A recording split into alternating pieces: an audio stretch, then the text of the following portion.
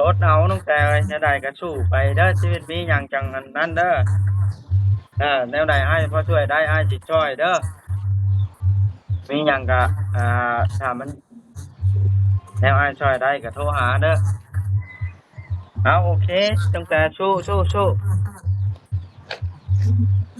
ด้อเฮ็ดบ่ได้สู้นะเออเอาเจ้าได้เรือนหลังนี้ก็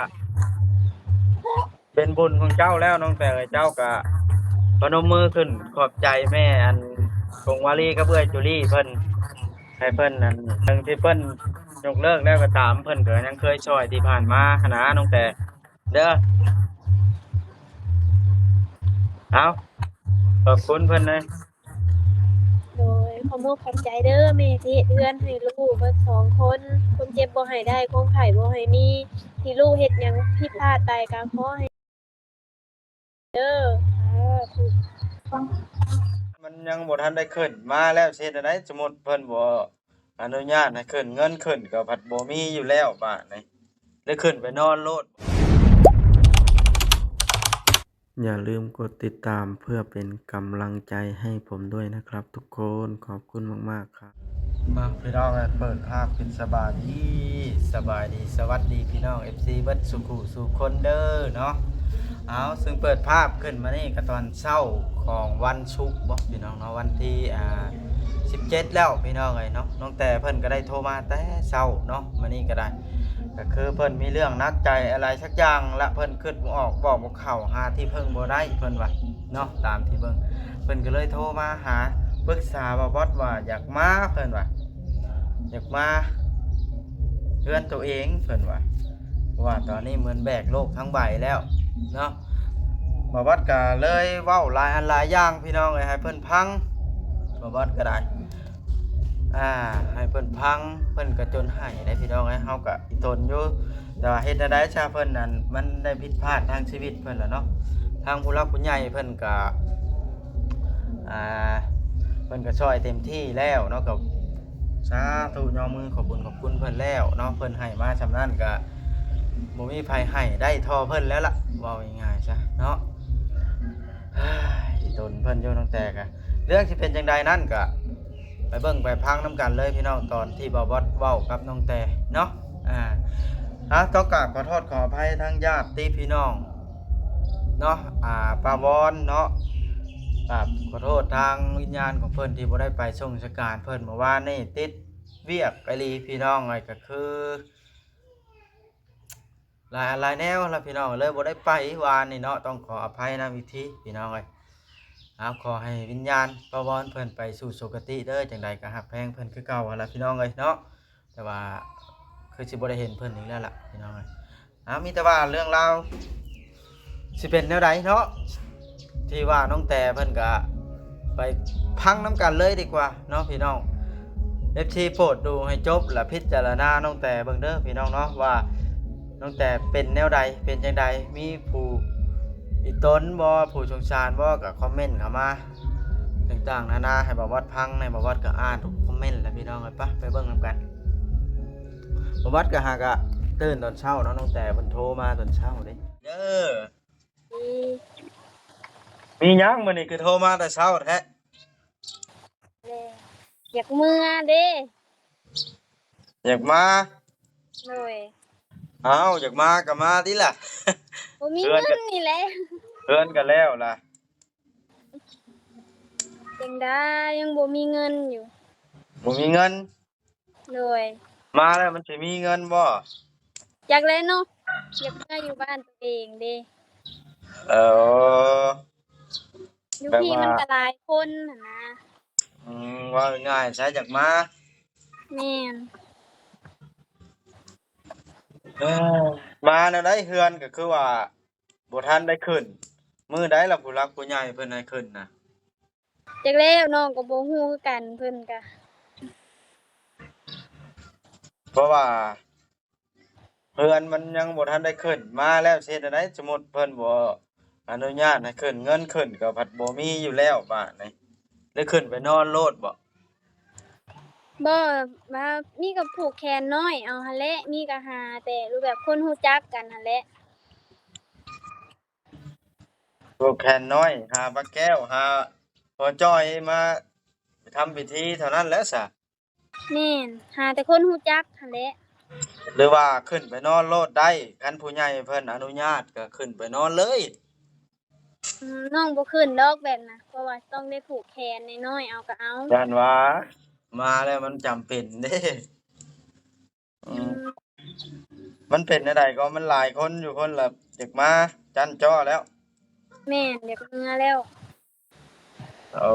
อีกอย่างก็อยากมาเบิ่งเฮือนเนาะแม่นแหละค่าเฮ็ดยังบ่เห็นอยู่อ๋อตั้งแต่เจ้าคือบ่โทรถามเบ้าอีหลิน้องก็โทรแล้วมื้อวานนี้เพิ่นว่าคือว่าไปส่งสการแม่ตวนบ่อ๋อถามเพิ่นแล้วบ่เรื่องขึ้นเทือนขึ้นศาลนะ ก็ยังบ่ได้เว้ากันนะเลยแบบเพิ่นค่าเวียกน้องก็เลยวางโอ้ให้กับตอบบ่ได้แหล้วอยากมาก็ได้สมมุติเจ้ามีเงินค่ารถมาก็เพราะว่าเรือนชานก็ยังบ่ได้ขึ้นเด้แล้วต้องปรึกษาเบาลิเพิ่นนำเด้อเพราะว่าข้อยก็บ่ได้เป็นผู้เฮ็ดเด้เรือนนะเพิ่นยังค่าเวียกอยู่อะมื้อนี้ก่อนสิสวยๆสิโทรหาเพิ่นอีกอืมโทรถามเพิ่นเด้อโดแนวใดก็ยได้เพราะว่าเพิ่นคุยกับผู้หลักผู้ใหญ่หั้นนะเพิ่นให้อนุญาตให้ขึ้นมื้อใดก็จังว่าอันนั้นหรือว่าจังใดอันนี้ก็ได้ข้อยก็บ่ฮู้นำตั้งแต่เจ้าถามข้อยก็ได้ เจ้าอยากมาก็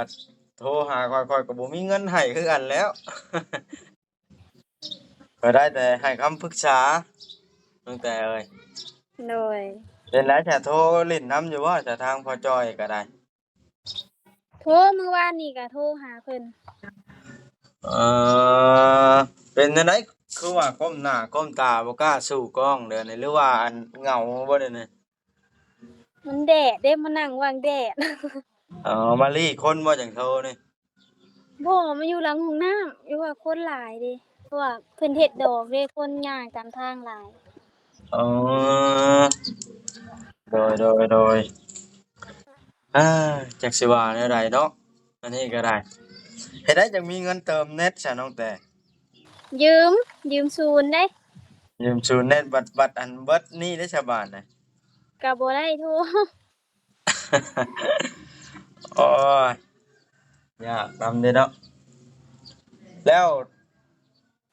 ผัวเจ้าไปทางใดของมือนี่ไปหาเงินหาค้ำอยู่แล้วก็ได้บ่แล้วเพราะว่าเดี๋ยวนี้อิหยังมันก็บ่ได้ไปแล้วเพราะว่าเพิ่นก็บ่อยากจ้างปานใดเพราะน้ำมันก็มันแพงหันนะอืมมาพี่แฮงเต็กแล้วบ่มี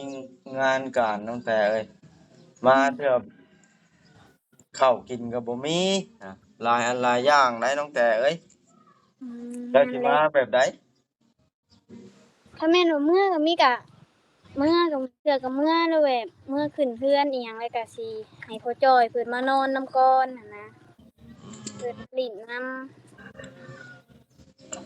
จังว่าล่ะเด้ออันนั้นก็ได้เลาก็ยากทางนั้นเฮ็ดห้องน้ำห้องในเลาก็ได้แล้วเพิ่นว่าแล้วล่ะแม่นเราเอาลังกะซีแอมเอาซื่อห้องน้ำเพิ่นน่ะได้ๆแม่นอ๋อยากหลายอันอยู่ตั้งแต่เอ้ยข้าวกินก็บ่มีคันมาก็ได้น้ำก็บ่มีห้องน้ำก็บ่มีแม่นอยู่โตอยู่เฮือนแล้วเฮือนใหญ่ก็ได้อย่ามันนะคะแนนว่าแม่นเฮาได้เมืองแม่นว่าเฮาอยู่บ่ได้เฮาก็เพิ่นก็สิกลับมาคือเก่าหั่นน่ะเว้าง่ายอยากเมื่อเบิ่งเฮือนแนวนี้หั่นน่ะถ้าแม่นว่าอยู่ได้ก็อยู่เลยอันนี้หั่นนะ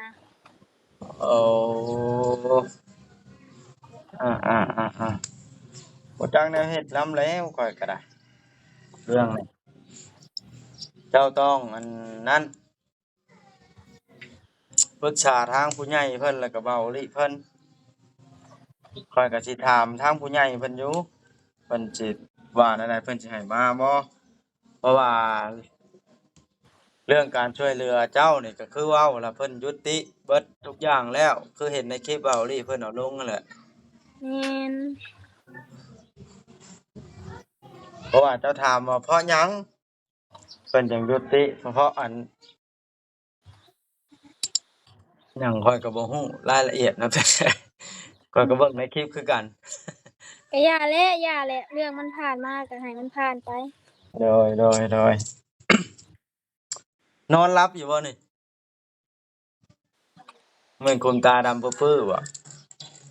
เพราะว่าเดี๋ยวนี้มันบ่สบายแน่นะเพราะว่ากลางคืนแล้วอากาศมันจะเย็นเจ็บปวดหัวจะมันเป็นไอ้ปวดหัวตัวแบบอยากร้อนๆอุ่มๆหน่อยหนึงอ๋อหลายอันหลายอย่างอยู่ชีวิตเจ้ายังสิเจอเดี๋ยวนี้น่ะเล็กในขาก็ยังหั้นเนาะต่อข้อยก็บ่จักแนวสิช่วยน้องแต่เอ้ยผู้ใหญ่เพิ่นช่วยได้เฮือนได้ชานแล้วก็ขาดหลายอันคันสมมุติว่าปิกนิกมาอยู่นำนี่แฮงเต็กนี่แฮงสิบ่มีอันสู้กันกินอย่าชวนเขามาเด้อคำบ่อันมีหยังน่ะบัดนั้นอยู่พุ่นแหละเขานะเพิ่นบ่ได้มาแล้วจักหน่อยก็เปิดเทอมแล้วมื้อคืนนี่ก็โทรลิ้นนำกันอยู่อ๋อ เพิ่นเปิดเทอมแล้วเพิ่นบ่ได้มาแล้ว อ่าตั้งแต่คือคนสิให้แท้นี่ใจเย็นๆน้องไอ้หลายอันชีวิตต้องเจอเกิดหึงแฮ่งเห็นหลายอันหลายแบบอ้ายก็บ่จักแนวสิเฮ็ดคือว่าเจ้าอยากมาโทรหาข้อยนี่ก็ข้อยเว้าให้ฟังแล้วเจ้าสิมาได้บ่ซะหลายอันได้เจ้าขาดนะมาถ้าบ่มีข้าวกินมันก็อยู่บ่ได้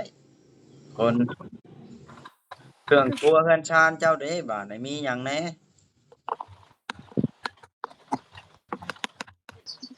โอ้นั่งหลายก็ปวดขาบัดนี้เนาะตั้งแต่ ฮะเครื่องครัวเรือนชานเจ้าก็มีหยังแหน่ซั่นดอกอ้ายถามนะก็บ่มีหยังแหละหักเฮ็ดจั่งใดซะอาสมมุติมาก็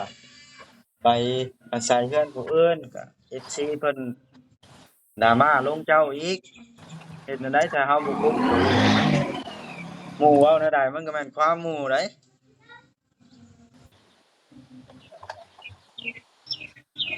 เพิ่นช่วยส่ำนั้นแหละเนาะแต่คิดในมุมใดมุมหนึ่งอ้ายก็คิดอีตนอยู่อีตนเจ้าเดี๋ยวนี้หักอ้ายช่วยหยังบ่ได้อีตนย้อนทุกข์ยากย้อนบ่มีหยังนั่นแหละ เรื่องผู้ใหญ่เพิ่นช่วยเฮือนชานก็สาธุยกมือเพิ่นช่วยได้หลายส่ำนั้นก็เป็นบุญของเจ้าแล้วตั้งแต่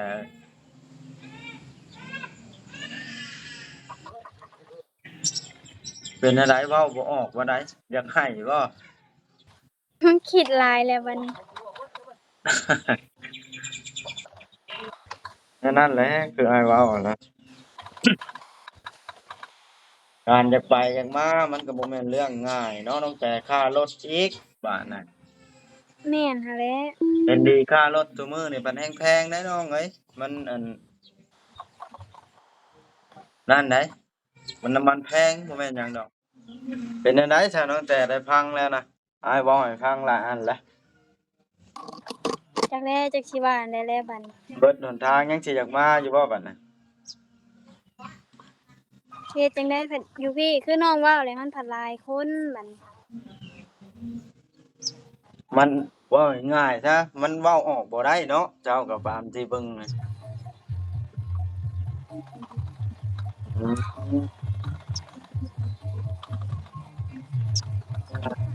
บัดนี้จากนี้ต่อไปอ้ายสิขนาดอ้ายสิแนะนำเด้อบอกสอนก็ว่าแม่นตั้งแต่แนะนำก็ว่าแม่นเจ้าต้องมือศีลน่ะต้องอ่อนรู้จักขอบคุณเวลาคนมีช่วยเหลือหั้นนะบ่ให้ลืมแท้ๆบาดนี้ตัวนั้นน่ะ เพราะว่าผู้เพิ่นช่วยมาน่ะเพิ่นเสียความรู้สึกตั้งแต่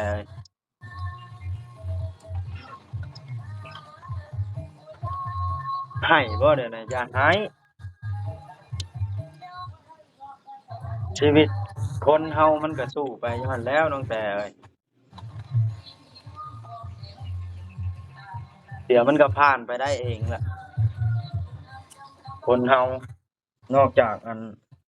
ไปคืนสู่สภาพอันธรรมชาติสุภาพรนะแล้วไปดีแล้วไปฟังเพลงนะ ผู้เพื่อนข้าง FC ก็คอมเมนต์ข้อยสิเล่าให้เจ้าฟังเจ้าก็อ่านออกอยู่บ่ ๆอู้น้องตัวบ่อยากเข้าไปเบิ่งเขาคอมเมนต์ผู้เดียวนี่ ก็หลายอันหลายแนวอยู่ใดตั้งแต่เจ้าต้องปรับปรุงปรับเปลี่ยนตัวเองนํเด้อตัวใดที่เพิ่นแนะนำตัวใดเพิ่นสิเม้นมาแนวเฮาปรับปรุงเฮาก็ปรับปรุงอย่างเช่นดูมันในเฮือนชานกวาดเฮือนถูเฮือนแบบนั้นนะ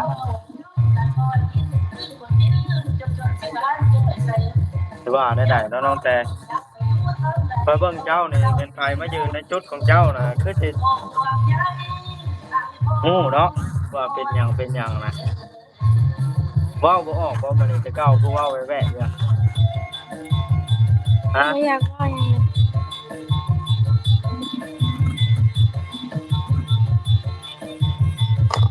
เบิ่งอาสิไล่อันการที่ว่าเจ้าอยากมาให้พังเด้อน้องแต่พังเด้อหนึ่งหลักๆเลยก็ค่ารถได้ยินบ่สองมาเครื่องครัวเรือนชาน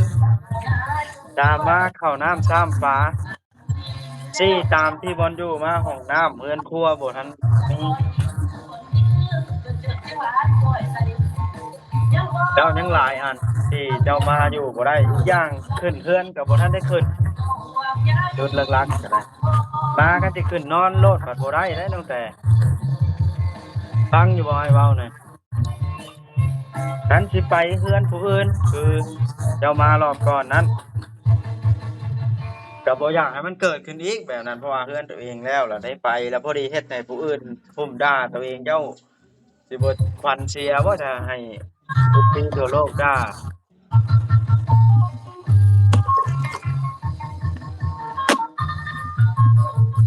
ต้องปรับปรุงตัวเองแล้วก็สู้กว่าเก่านะชีวิตบาดนี้เด้อ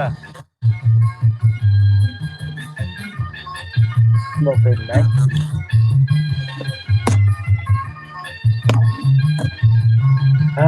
จะสิว่าได้ใดตั้งแต่อ้ายก็บ่จักแนวแนะนำคันสิช่วยเรื่องเงินเรื่องคำอ้ายก็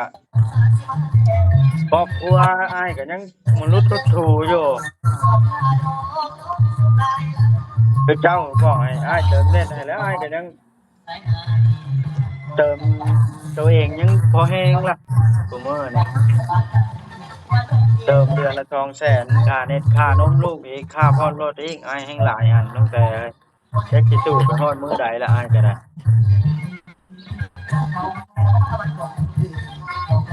เป็นหยังสัญญาณมันตัดเป็นได้ตั้บ่งแต่อยากสัญญาณ คือบ่ปากบ่เว้าบัดนี้ ปากบ่ออกแล้ว ทีแรกน่ะจังมาบ่พังให้เว้าแล้วมันอึ้งไปเบิดบ่ฮะ จักสิว่าอันใดเลยอยู่พี่ก็คือน้องเว้านั่นแหละน้องรู้แล้วน้องก็เคยเว้าน้ำเจ้าแล้วอยู่หลังไมค์ก็เนาะ ก็อย่าแนวมันเว้าออกบ่ได้ก็เพราะว่าเรื่องบางเรื่องมันอธิบายบ่ได้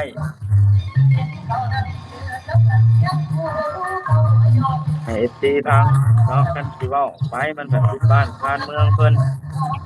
แม่ มันก็เจ้าแบ่งรับผู้เดียวนะแต่ละเรื่องหยังก็เดียวนี่มีแต่เจ้ากับผัวเจ้าล่ะบางเทื่อบางทีอาจสิเป็นเจ้าผู้เดียวก็ได้แบก คันสมมุติว่าเจ้านี่ไปอยู่นำเคยหมดนี่แฮงเต็กแม่ใหม่เจ้านี่เนาะบางลาวก็บ่มีข้าวกินแล้วก็ซื้อข้าวกินอยู่แล้วไปก็เกรงใจเพิ่นบ่แม่นเนาะว่าย่านเพิ่นขายนี่คันซี่ก็ได้แม่นอยู่ไปอยู่นำพ่อตัวเองพ่อตัวเองยังไปอยู่นำเขาอยู่แล้วหันนะเนาะน้องแต่ อันนั้นน่ะน้องบ่ได้คิดว่าน้องอยากไปอยู่นํเลยอะนะน้องบ่เอานํอีกแม่นว่าเสนอว่าให้น้องไปอยู่นํน้องก็ยังบ่ไป แม่นอยู่ว่าเพิ่นให้ยกตัวอย่างให้ฟังหันนะ ย้อนหยังว่าน้องบ่อยากไปเพราะว่า มันก็คือจะเว้าหั่นแหละพอไปอยู่นํเขา ตัวเองยังสิไปอยู่นำอยู่ติใหญ่แล้วเนาะเป็นได้แต่เรื่องส่วนตัวเจ้าเดี๋ยวนี้แข้งขาบ่ได้เครื่องก็ดอกบ่มันก็ปวดอยู่มันก็ปวดเป็นบางคราว อ่าตั้งแต่อ้ายก็ทางออกช่วยบ่ได้ตั้งแต่ถ้าถามตรงๆตั้งแต่คันสมมุติว่าเจ้ามีเงินมานี่เจ้าสิมาบ่ตอบอ้ายดีกว่า เมื่อ เมื่อน่ะมาสิไปพักใช้จุดสำอิฐน่ะตอบให้อ้ายฟัง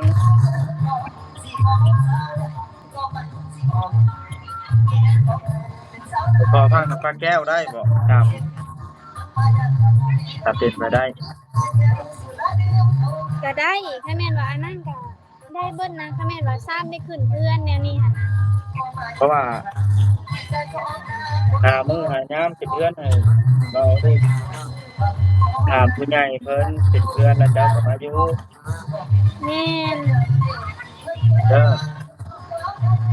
เจ้าสินั่งอกทุกข์นั่งไห้อยู่ผู้เดียวคุมื้อว่าไห้อยู่ที่มันก็บ่มีข้าวกินอยู่พุ่นใครได้กินข้าวน้ำปูน้ำยาชวนผัวเอาข้าวมาแต่พุ่นบ่ได้บ่น้องแต่จักเดนี่ก็น้องยังบ่ได้ถามเพิ่นเดี๋ยวสิเว้านำกันใหม่เพราะว่ายังบ่ได้ก็สิจักสอบหนึงก็ยังดีเนาะสิจอบหนึงก็ได้เลยอะจัก10 20โลข้าวสารเนาะเดี๋ยวถามเพิ่นก่อนก่อนสิตัดสินใจเฮ็ดหยังบัดนี้ต้องตัดสินใจคักๆเพราะว่าน้องย้อนหยังว่าน้องอยากมันหลายสิ่งหลายแนวที่ว่าน้องคิดคือจะว่าทุกสิ่งทุกอย่างนี่ก็น้องแบกมันก็แม่นเบิดนะอ้ายก็เรื่องความในที่ให้เจ้าได้ทำฮู้เดี๋ยวนี้อ้ายก็บ่จักนำตั้งแต่แต่ว่าเรื่องที่เจ้าอยากมาอ้ายก็ได้เว้าให้ฟังเบิดแล้วมันขาดเกินหลายอันมามันก็พอดีสิบ่จักแนวสิช่วยกันหั้นนะไปอาศัยเพื่อนผู้อื่นก็คือเห็นแล้วมารอบที่ผ่านมาก็โดนมาเท่าใดตั้งเท่าใดแล้ว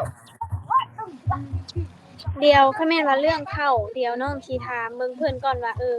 เดี๋ยวจะให้เพิ่นเว้านำแม่เพิ่นว่าให้สิเอาสอบหนึงได้บ่หั้นนะเพราะว่าตอนนี้น่ะน้องเมื่อยแฮงเลยน้องคือแบบเมื่อยอยู่บ้านตัวเองมันคือสิสำบายใจกว่านี้หั้นนะแบบว่าเมื่อยทางจิตใจแน่เนาะเอาจังใดก็สู้น้องแต่ให้จังแนวเฮ็ดชีวิตเกิดมาแล้วมันก็อยู่หายใจตามเบิดอายุนี่ล่ะแต่ละคนเลี้ยงข้าวเลี้ยงเกลือเลี้ยงชีวิตคนทุกข์กับชีวิตคนรวยนี่มันก็ต่างกันหลายเติบตั้งแต่ต่างกันหลายเติบอ้ายเข้าใจอยู่พอเนี่ย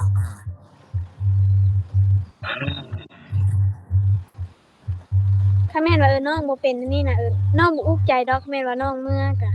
อันนี้แต่น้องมันเป็นนี่นะก็แม่นแข็งแรงเนาะแบบว่าแข้งขาก็ไปทำงานได้คือบ้านเมืองหมู่หั่นนะแบบคือสิบ่ยากปานนี้ดอกเนาะเกิดมาแล้วน้ำตาก้ามเบ้าตลอดบ่น้องแต่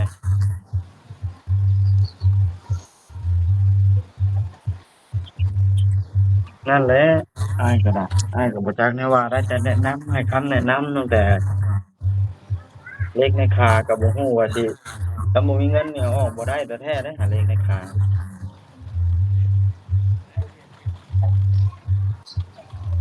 มีแต่ว่าปาดเอาเองมันปาดเอาบ่ได้บาดถ้าแต่เว้าพื้นให้มาเนาะถ้าแต่พิการนะคันสมมุติมันนั่นขึ้นมานะมันเป็นบาดอักเสบแล้วพยักนะอ้ายก็บ่อยากบ่ได้อยากเว้าให้เจ้าเสียใจบ่อยากเว้าให้เจ้าให้ดอกแต่ว่าให้เว้าความจริงได้ เรื่องที่ว่าเจ้าอยากมานะมันขาดหลายอันตั้งแต่เข้าใจเด้อไอ้เว้าบ่แม่นเว้าให้ใช่เจ้าได้